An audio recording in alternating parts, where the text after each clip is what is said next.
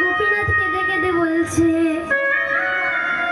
গোবিন্দ ঘোষ কেঁদে কেঁদে বলছে, হে গোপীনাথ, গোপীনাথ আমার স্ত্রী মারা গেছে, আমার কোনো যায় হে আসছে না। গোপীনাথ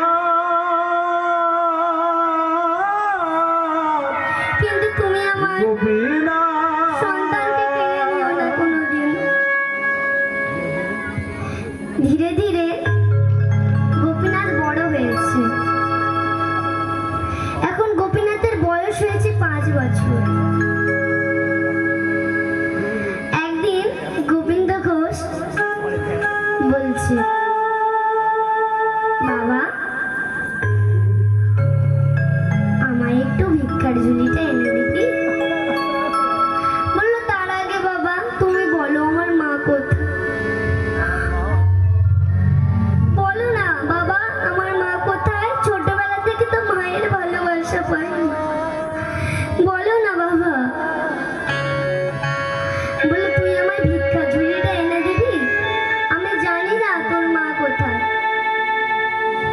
তোর মা কোথায় একমাত্র ওই মন্দিরের গোপীনাথই জানে। গোপীনাথ গোবিন্দ ঘোষকে দিল ভিক্ষার ঝুলিটা। তারপরে গোপীনাথ গিয়ে